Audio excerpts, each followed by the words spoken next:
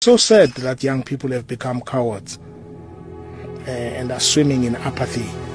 You know, young people, because they're not like us, they don't have bonds. You know, in every society, it's young people that have made us think different.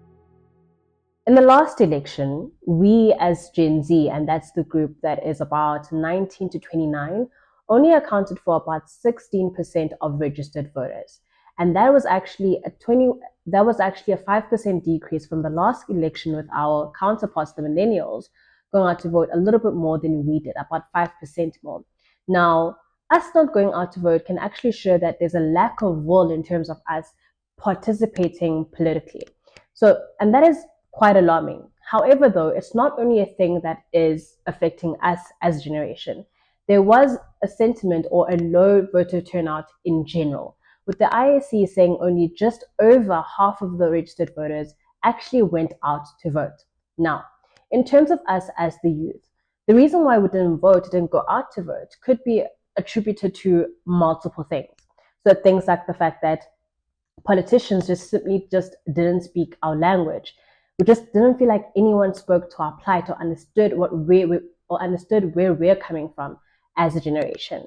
Now, regardless of what the reason was for us not going out to vote, what we did in the last election was to give away our power. Do you guys remember when they tried to increase VAT to about what? I think 16%, if I'm not mistaken? Those are things that we can prevent if we participate actively in our politics. And that's simply something that we can't afford. And as a generation, we're plagued by unemployment. We're plagued by GBV. We have so many issues that require us to be active citizens of South Africa and to actively participate in our politics. Another thing is, let's be honest, politics is boring, especially when you don't understand what's going on. All the welles, countries, comrades, they can be a bit overwhelming. I'll be honest with you. Even me myself, when they start with the welles, I zone out. But the truth of the matter is, politics affects every crevice of our lives.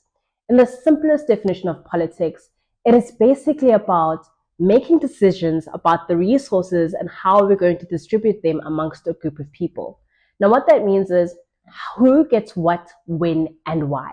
Now, a resource can be something that's tangible or intangible. Things like food, things like water, things like money.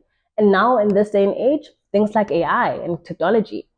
So politics is everywhere, and we simply can't afford to not care about it. Now, here's the thing. We can't afford to care about something that we don't know a thing about. And we also want to be spoken in our own language as a generation that we can understand. And that is why my channel exists.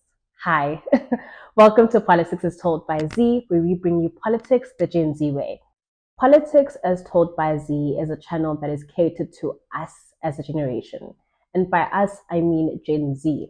We want to speak about politics in a language that we understand and make politics for us.